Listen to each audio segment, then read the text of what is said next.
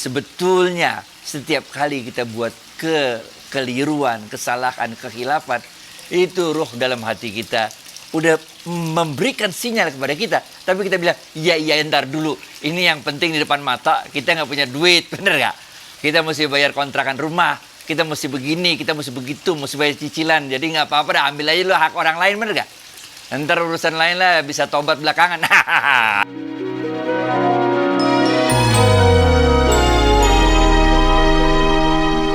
Assalamualaikum warahmatullahi wabarakatuh, sahabat Smart Skill School. Assalamualaikum Ustadz Adi Warman. Sehat Ustadz? Waalaikumsalam warahmatullahi wabarakatuh. Sehat, berkah, bahagia selalu. Amin ya Allah. Back to you. udah back to you aja. Belum lah. Itu ikan koi gede-gede ya, bagus. Alhamdulillah. Ini dari kecil ini miaranya, men. Sekarang udah mantap. Oke Ustadz. Kali ini pertanyaannya adalah, apakah maksud dari kalimat cukupkanlah aku dengan rezeki yang halal? Apakah emang rezeki itu bisa haram gitu? Nah, ini seru nih. Ingat gak episode kita yang baru lalu? Dimana waktu itu kita bahaskan sebuah doa yang diajarkan. Allahumma gfini bihalalika an haramik. Wahai Allah, cukupkanlah kami dengan rezeki yang halal saja. Dan jauhkan kami dari segala macam keinginan, desire, kebutuhan akan yang haram-haram. Nah ini ingat gak? Nah kita akan coba bahas di sini. Haram ini ada dua jenis, tapi ini agak berbeda pembahasannya dengan haram di fikih. Ini kita mau lihat haram dari pandangan tasawuf, bener gak? Haram ini, rezeki yang haram itu bisa kita lihat menjadi dua. Yang pertama adalah rezeki yang haram yang urusannya antara kita sama Allah saja. Misalnya kita makan babi. Benar gak? Haram, tapi urusannya kita sama Allah aja. Kita mabok-mabokan, minum minuman keras. Haram, tapi urusannya kita dengan Allah saja. Benar gak? Ya, makan bangkai, darah, segala macam. Itu haram, tapi ini urusannya antara kita dengan Allah saja. Tapi ada jenis haram yang kedua. Yaitu rezeki yang haram yang kita dapat dengan cara mengambil hak orang lain. Ini ntar kita bahas nih. Ketika kita bahas nantinya tentang haram yang mengambil hak orang lain. Ini implikasinya karena kita udah bahas beberapa episode sebelumnya. Kita mempunyai better position untuk menjelaskan dari tiga aspek. Pertama adalah dari segi aspek rezeki. Apakah dengan cara mengambil hak orang lain itu dapat menambah rezeki kita dan mengurangi rezeki orang yang kita ambil haknya? Ini pertama kita bahas. Yang kedua, apakah mengambil rezeki yang haram dengan mengambil hak orang lain bisa mendatangkan kebahagiaan kepada kita atau sekedar mendatangkan kesenangan pada kita? Ini hal yang kedua. Dan hal yang ketiga nanti kita akan bahas. Apakah ketika kita menyakiti orang lain, yang berarti kita menyakiti ruh orang lain, yang berarti kita menyakiti diri kita sendiri, karena kita semua berasal dari satu sumber ruh yang sama. Apakah apa implikasinya ketika kita menyakiti diri kita sendiri? Ini nanti pembahasannya kurang lebih kayak gitu. Back to you, Fit. Masya Allah. Oke Ustadz. Apa Ustadz bisa menjelaskan lebih dalam mengenai implikasi dari kita mengambil hak rezeki orang lain itu? Nah, tadi kita udah bahas kan. Ketika kita mengambil rezeki yang haram, tapi urusannya cuma dengan Allah, ya itu urusan kita dengan Allah doang, benar gak? Tapi ketika kita mengambil rezeki yang haram itu dengan cara mengambil hak orang lain, nah ini.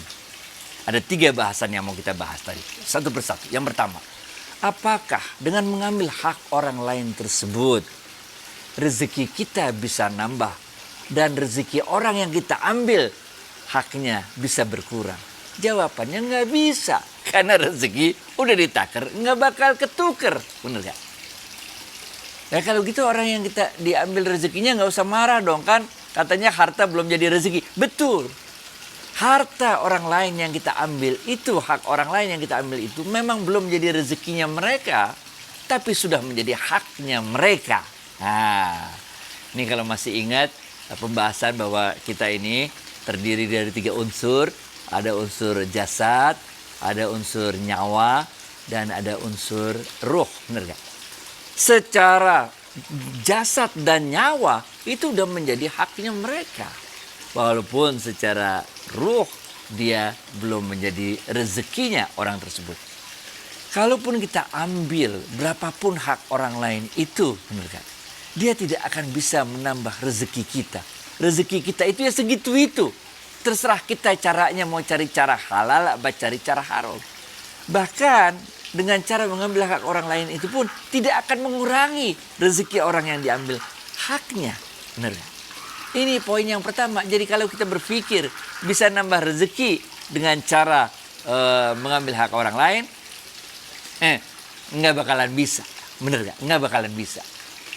Harta orang lain, hak orang lain yang udah kita ambil itu pun dengan cara-cara yang haram, dengan cara-cara yang batil, itu belum tentu menjadi rezeki kita. Paham nggak? Ini bab yang pertama. Ini penting ini. Supaya kita nggak ada keinginan untuk menambah rezeki kita dengan cara mengambil hak orang lain. Yang kedua, pertanyaannya adalah apakah kita bisa bahagia dengan mendapatkan tambahan harta yang kita ambil dari haknya orang lain? Dalam ilmu tasawuf dikatakan bahagia hanya dapat dirasakan oleh ruh. Sehingga dapat kita pastikan harta yang kita peroleh dengan cara yang haram, mengambil hak orang lain itu tidak akan pernah bisa memberikan kebahagiaan kepada kita. Yang bisa dirasakan oleh orang yang mengambil hak orang lain itu adalah kesenangan. Nah ini. Karena kesenangan bisa dirasakan oleh nyawa. Sedangkan kebahagiaan bisa dirasakan oleh ruh. Nyawa kita akan senang. Karena kita merasa telah mendapatkan suatu tambahan harta. Tapi ruh kita menjerit, menangis. Karena kita mendapatkannya bukan dengan cara-cara yang halal. Bener gak?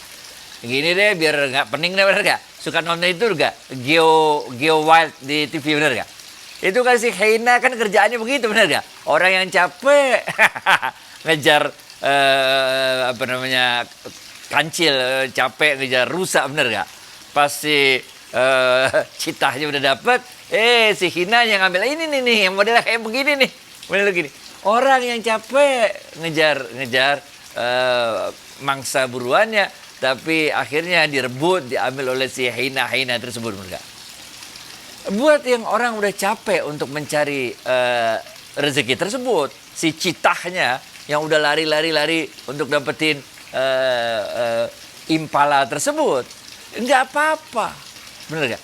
Dalam artian bahwa dia telah digugurkan oleh Allah dosa-dosanya, dia telah diberikan pahala yang besar karena jerih payahnya, kesusahannya dia dalam mengejar si impala itu. Kalau kita boleh ibaratkan, bener gak? Orang yang diambil haknya itu, dia mendapat pertama dosa-dosanya digugurkan. Yang kedua adalah dia mendapat pahala yang besar dari Allah. Benar gak? Ingat gak beberapa episode baru lalu pernah kita bahas juga kan, bahwa ada dosa yang bisa gugur karena kesusah payahan kita mencari rezeki. Waktu itu ada juga pertanyaan di komen kan, waktu itu kan Pak Fit kan, apa sebetulnya yang bisa digugurkan? Ini dalam sebuah hadis yang diriwayatkan oleh Imam Hakim dijelaskan apa itu yang bisa gugur kalau kita melakukan kejerih payahan kita, susah payah kita itu mencari rezeki. Minal hammi wal ghammi. Ini men. Orang-orang yang bersusah payah dalam mencari rezekinya itu akan dihilangkan oleh Allah rasa kesedihan dalam hatinya. Akan dihilangkan oleh Allah rasa kecewa di dalam hatinya. Lihat gak orang-orang yang kerja, yang susah payah segala macam, bener gak? Tapi setelah mereka susah payah kerja itu, mereka merasa bahagia. Lihat gak, kalau zaman dulu tuh tukang becak misalnya capek, ngenjot segala macam. Atau zaman sekarang lah, orang-orang cangkul tanah segala macam, bener gak? Dia capek melakukan itu. Orang-orang inilah yang dilepaskan oleh minal ghammi wal hammi, minal hammi wal ghammi. hatinya merasa senang tuh. Kalau kita habis kerja apa sebenarnya tuh senang tuh bahwa kita we have done something good, bahwa kita telah melakukan suatu hal yang baik gitu. Jadi kalau kita mau mendapatkan hidup yang bahagia, minal hammi wal ghammi, ini adalah dengan cara mencari dengan susah payah yang halal. Karena yang haram tidak akan pernah bisa memberikan kebahagiaan kepada kita. Dia hanya memberikan kesenangan kepada nyawa kita, kepada jasad kita. Tapi tidak pernah bisa memberikan kebahagiaan kepada ruh kita. Dan yang ketiga adalah ketika kita mengambil hak orang lain, sebenarnya kita sedang menyakiti ruh orang yang kita ambil haknya itu. Nah, ini yang penting. Seandainya aja nggak ada ruhnya, masih lebih simpel hidup kita, benar nggak? Misalnya, ini masalah yang kita sakiti adalah manusia yang dia mempunyai unsur jasad, nyawa, dan ruh. Nah, ketika kita menyakiti ruh orang lain itu, berarti kita menyakiti diri kita sendiri.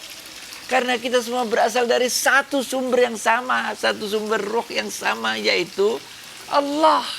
Benar gak? Sehingga orang-orang yang zolim kepada orang lain, yang mengambil hak orang lain, yang menyakiti orang lain, menyakiti ruh orang lain, di dalam hatinya, jauh di lubuk hatinya yang terdalam, dia merasa menyesal akan perbuatan itu. Tapi nyawanya memberikan justifikasi atas hal tersebut. Gak apa-apa. Ini kan upaya kita untuk memenuhi kebutuhan nyawa, memenuhi kebutuhan jasad untuk hidup kita. Benar gak? Ingat gak bahwa ciri-ciri makhluk hidup adalah mau makan, mau berkembang, mau kekuasaan dan sebagainya. Nyawa ini yang terus menekan perasaan itu. Yang terus menekan teriakan dari ruh kita ini bahwa we have done something wrong, benar gak? Tapi itu nggak bakal bisa hilang selama ruh itu masih ada di tubuh orang tersebut. Ruh ini akan selalu menjerit kepada nyawanya, kepada, benar gak? Sehingga apa yang kejadian ketika ruh ini kita tekan terus, kita abaikan jeritan-jeritan dari ruh ini, benar gak? Ini tidak akan bisa menghilangkan kenyataan bahwa ruh kita itu sakit. Kadang-kadang, karena ini ada 3 unsur lagi-lagi ya. Ada jasad, ada nyawa, ada ruh.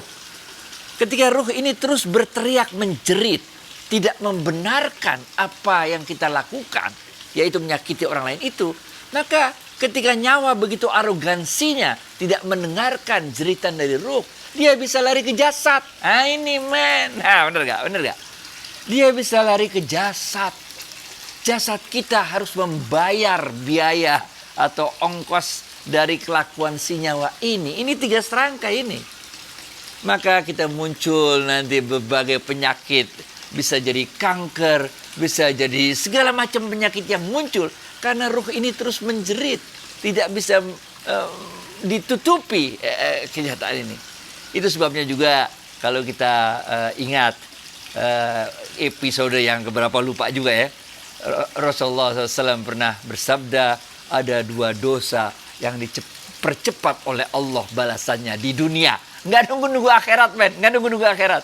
Ada 2 dosa yang dipercepat oleh Allah balasannya di dunia. Yang pertama adalah durhaka kepada orang tua.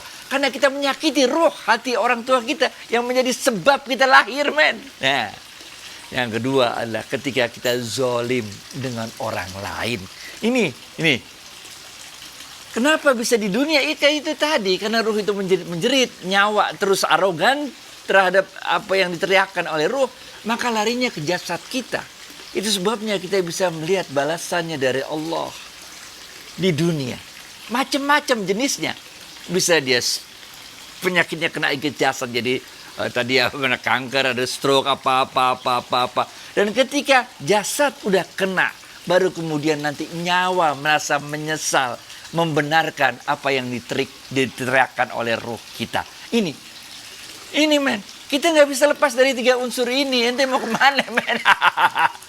Makanya udah deh, rezeki kita udah ditakar, nggak bakal ketukar. Ini paling penting, sehingga kita nggak usah merasa perlu untuk mengambil hak orang lain yang kita pikir mungkin bisa menambah rezeki kita. Nggak bisa. Malah ngancurin diri kita sendiri. Pertama, nggak nambah rezeki kita. Benar nggak? Yang kedua, kita nggak bakal bisa bahagia. Senang mah bisa senang. Karena ada, kan namanya juga ini bener kayak hina-hina, bener nggak? Dia senang tuh kalau ngambil makanan si cita, makanan si leopard, dia senang tuh, bener nggak? Senang. Karena kalau nyawa itu dia senang ngelihat orang lain susah. Itu nyawa tuh, kerjaannya nyawa tuh. Kerjaannya nyawa tuh. Tapi kalau ruh enggak.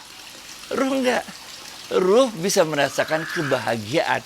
Kapan kita bisa merasakan kebahagiaan? Ketika kita melakukan kebaikan untuk diri kita sendiri dan untuk orang lain.